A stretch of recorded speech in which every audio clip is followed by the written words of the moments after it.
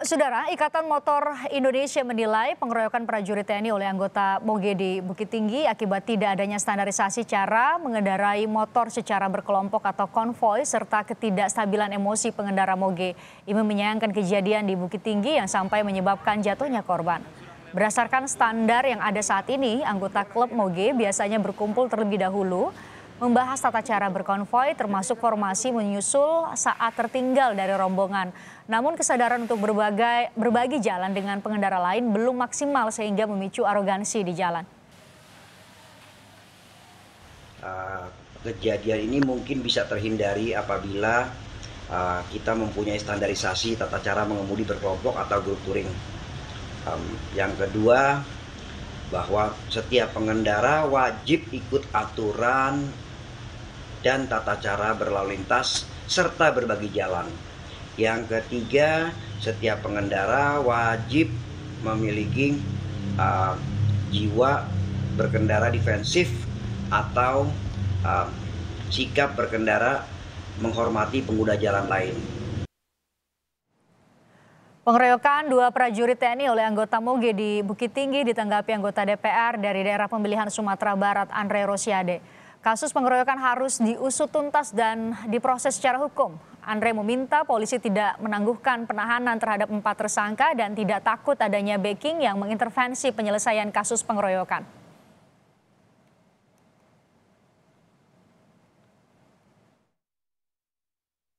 Ya, dan siapapun backingnya, kita masyarakat Sumatera Barat akan membackup penuh kepolisian untuk melakukan penegakan hukum ini. Jangan takut dengan backingnya, proses hukum ya, seret sampai pengadilan dan jangan sampai ada penahanan. Karena apa? Ini penting untuk pembelajaran ke depan. Jangan ada orang yang sok-sokan apalagi sampai memukuli aparat negara. Bung Epri, masih tersambung bersama kami ya? Masih ya. Oke, kita lanjutkan perbincangan kita. Bung Epri, saya mau minta tanggapan Anda tadi pernyataan dari anggota DPR dari Sumatera Barat, Andre Rosiade. Bilang siapapun, jangan sampai kalau ada dugaan ada backing. Itu benar atau tidak menurut Anda? Iya, persepsi backing itu memang berbeda-beda kalau menurut saya ya. Tapi kalau di organisasi sendiri, kita sampaikan tidak ada backing. Backing yang seperti apa yang dimaksud begitu ya. Makanya mungkin barangkali tadi seperti statement di awal saya sampaikan bahwa kita menaati proses hukum yang berlaku, ya terbukti dengan proses yang berjalan saat ini. Tadi juga sudah disampaikan bahwa sampai dengan saat ini juga kita menyatakan bahwa ada 4 anggota kita yang memang betul-betul terlibat dan terbukti. Itu juga diproses secara hukum. Nah, artinya dari situ sudah kelihatan bahwa kita juga tidak ada namanya dalam organisasi backing dan sebagainya. Saya kira seperti itu. Oke, Bung Roy, kenapa ada persepsi jangan sampai ada jangan-jangan ada backing di balik klub-klub motor gede? Anda melihatnya seperti apa? Saya pikir itu analisanya berangkat dari apa yang ditemukan mungkin oleh masyarakat selama ini di lapangan. Bukan berkaitan dengan tadi misalnya. Kok tiba-tiba kita melihat rombongan mobil bisa memakai sepanjang jalan. Kadang-kadang malah diantar, ya, dikawal oleh aparat penegak hukum, ya, dan sebagainya. Dari situ mungkin muncul persepsi bahwa perlakuan yang terlihat istimewa di lapangan yang diterima oleh Moge, yang memungkinkan orang membuat semacam kesimpulan persepsi. Tidak mungkin begitu kalau mereka nggak punya kenalan ke atas dan kira-kira gitu. Nah, itulah makanya kalau kemudian muncul sekarang ada persepsi bahwa Moge ini seperti tidak tersentuh hukum, kira-kira gitu ya. Itu bisa datang dari situasi-situasi yang berkaitan dengan praktek-praktek yang terjadi ya. Iya. Bung Roy, saya mau tanya banyak ke Anda tapi kita coba perbaiki dulu saluran audio kita supaya baik pemirsa menerima suara Anda. Saya ke Bung Epri. Bung Epri, sebenarnya gimana sih rasanya kalau lagi naik motor gede di jalanan memang harus ngegas gitu, harus larinya kencang-kencang, harus meminggirkan pengendara atau pengguna jalan lain gitu? Iya.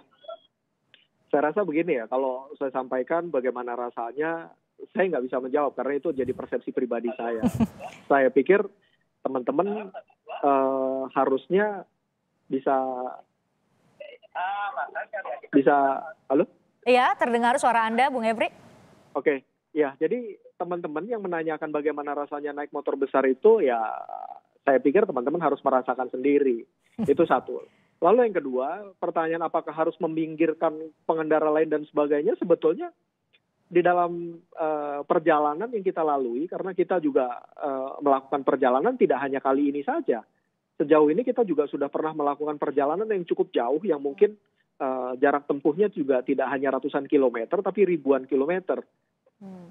Kami merasa tidak menyingkirkan, tidak sama sekali untuk menyingkirkan mereka, karena prinsip kami pada saat berkendara, kita tetap berbagi jalan raya dengan mereka. Saya kira begitu. Jadi supaya persepsinya tidak terlalu jauh bahwa kita selalu ingin menang di jalan dan sebagainya, itu merupakan persepsi yang salah kalau menurut saya. Karena kalau di jalan tadi, tidak demikian. Tadi faktanya Bung Rai juga cerita soal ini, biasanya dikawal, dibukakan jalan dulu, biasanya dikosongkan dulu, dihentikan dulu kendaraan-kendaraan lain, baru moge lewat, itu fakta juga kan? Baik, terkait masalah pengawalan dan sebagainya, saya kira dalam perjalanan touring kami, atau siapapun itu dalam konteks motor besar, dalam touring yang mungkin ribuan kilometer, cukup melelahkan. Apalagi kalau saya perlu sampaikan, Harley ini, yang biasa kita pakai ini beratnya kurang lebih 388 kilo untuk satu kendaraan. Nah, bisa kebayang seandainya kita sedang mengendarai kendaraan tersebut, terus memang kondisi macet, saya tidak tahu karena saya juga tidak dalam konteks yang kejadian kemarin, karena saya tidak ikut kegiatan tersebut. Saya juga kurang memahami konteks seperti itu. Tapi perlu dipahami sama rekan-rekan semua bahwa kendaraan yang kita kendarai juga bukan kendaraan yang ringan. Saya kira seperti itu bisa menjadi perhatian juga oleh rekan-rekan semua. Oke, jadi bisa jadi karena faktor kendaraan yang berat, kemudian itu juga mempengaruhi sisi emosional ketika berkendara gitu ya. Kalau tadi disebut oleh Ikatan Motor Indonesia bahwa menghormati pengendara lain di jalan oleh para pengguna moge itu memang masih kurang. Menurut Anda sepakat dengan pernyataan itu? Sorry, bisa diulang? Tadi dari Ikatan Motor Indonesia menyebut bahwa para pengguna moge itu masih kurang rasa hormatnya kepada pengguna jalan lain. Kalau Anda sendiri melihatnya seperti apa? Iya, saya bilang kalau itu persepsi kembali lagi. Karena kalau menurut saya tidak hanya moge saja. Kita bicara motor kecil juga sama demikian. Mungkin Mbak juga pernah menemukan. Kita ketemu sama motor kecil melawan arus dan sebagainya. Karena mereka motor kecil barangkali jadi tidak disorot oleh publik. Karena kita sudah mendapat stigma, tadi yang saya katakan di awal, itu yang menjadi polemik saat ini. Karena motor besar sudah dianggap seperti itu, jadi begitu ada kejadian seperti ini, itu akan menjadi stigmanya semakin luar biasa. Saya kira setiap pengendara di jalan raya, baik motor besar, motor kecil, mobil, atau apapun, itu akan sama. Saya pikir begitu, Mbak. Idealnya seperti itu ya.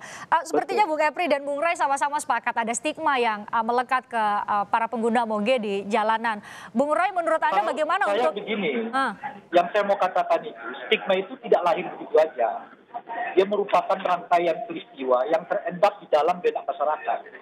Jadi begitu ada kasus seperti sekarang, tiba-tiba semua orang seperti memberi cap negatif terhadap organisasi-organisasi moge atau orang-orang yang mempergunakan moge lah. Jadi ini semacam ada luapan ya, persepsi negatif yang selama ini terpendam. Jadi bukan dibentuk oleh peristiwa begitu saja. Itu peristiwa yang bermunculan sejak lama, itu kira-kira, yang tiba-tiba hari ini seperti keluar karena kebetulan ada peristiwa yang negatif seperti itu. Itu kita buat kebalikannya. Kalau sekiranya yang katakanlah mengkroyok TNI itu gitu loh ya, bukan moge tapi pengendara motor biasa, belum tentu reaksi orang juga seperti sekarang. Kenapa gitu? Karena pertama yang persepsi dipandangkan oleh publik terhadap motor-motor kecil itu tidak seperti yang dibayangkan tadi, bahwa kalau mereka jalan di jalan itu mendapatkan istimewa, bla bla bla bla dan sebagainya.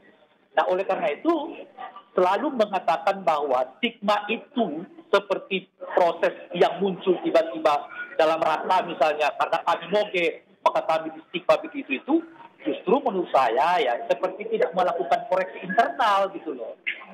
Bisa nggak ditemukan di dalam bahwa persepsi ini muncul bukan tiba-tiba, persepsi ini muncul bukan karena dibombisir gitu, tapi persepsi ini muncul karena peristiwa yang lama mengendap dalam ingatan masyarakat terhadap apa yang mereka selama ini lihat dari praktek-praktek permogean di jalanan. Kira-kira gitu. Oke. Nah, kalau kita selalu menganggap kritik-kritik ini, pandangan negatif ini semacam stigma, itu yang saya sebut tadi, jangan-jangan aturan yang bagus itu hanya ada di atas kertas, tetapi tidak ada di lapangan, karena setiap ada peristiwa di lapangan seperti sekarang ini, selalu kita mengatakan itu oknum, itu nggak sesuai dengan ini. Tapi pembinaan atau penataan, ya apa istilah itu, internalisasi nilai-nilai, ya proses internalisasi nilai-nilai permogean tidak begitu mengedap di kepala mereka yang mempergunakan moge. Oke, Bung Epri, ada koreksi, Kak, saya gunakan istilah Bung Rai tadi, ada koreksi internal dari setidaknya klub Anda sendiri, Harley Owner Group Siliwangi Bandung Chapter, pasca kejadian ini? Iya, pastilah. Kalau setiap ada kejadian, baik ada kejadian maupun tidak, sebetulnya kita juga melakukan evaluasi internal setelah kegiatan touring, baik itu secara mental, baik itu secara skill berkendara dan sebagainya. Artinya, memang itu menjadi kegiatan rutin kita untuk melakukan evaluasi setiap member-member gitu. Terlebih dengan adanya insiden ini, ya tentunya kita akan melakukan evaluasi secara menyeluruh supaya apa? Supaya ke depan tentunya tidak akan terjadi hal-hal yang serupa. Seperti itu, Mbak, kira-kira. Oke, komitmen itu yang dilakukan. Tadi Bung Rai juga nyebut ada ART atau apa tadi Anda menyebutnya, saya tidak begitu menerima dengan baik, semacam ADRT begitu ya di klub.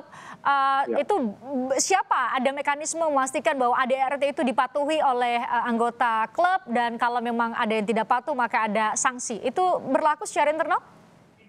Iya, jelas. Dalam ADRT itu kan di situ ada aturan-aturan, salah satu yang disebutkan dalam ADRT itu kan terkait sanksi. Jadi bagi member yang tidak patuh, bagi member yang tidak mengikuti ADRT dan seterusnya itu tentunya ada sanksi. Itu hal yang normatif.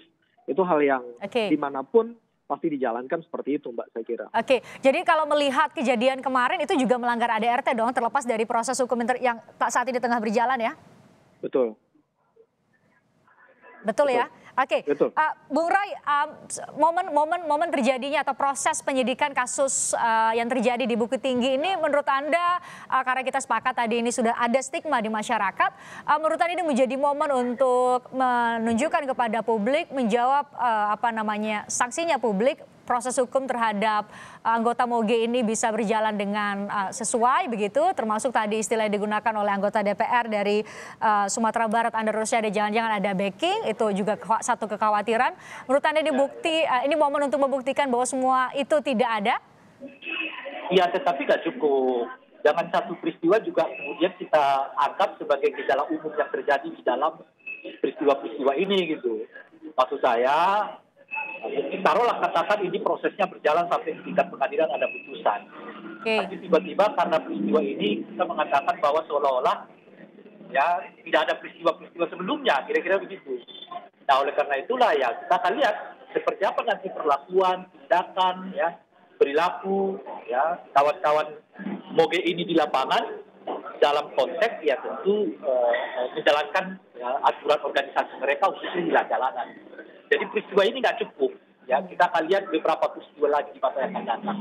Oke, Bung Epri, butuh kerja keras, proses yang panjang untuk membuktikan atau menghapus stigma yang sedari tadi Anda sebutkan.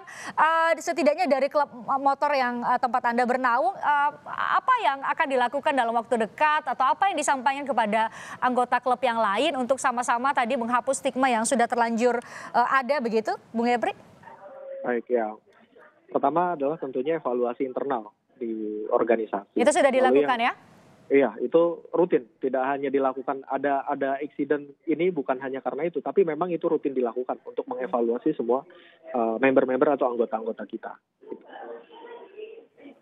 Oke, hal lain paling dekat tadi pertanyaan saya, hal paling cepat yang akan dilakukan untuk bisa sama-sama menjaga setidaknya anggota dari klub Harley Owner Group Siliwangi Bandung Chapter untuk tidak melakukan hal yang setidaknya terjadi beberapa waktu lalu di Bukit Tinggi. Itu sudah ada rapat, ada sosialisasi kembali ADRT atau apa begitu?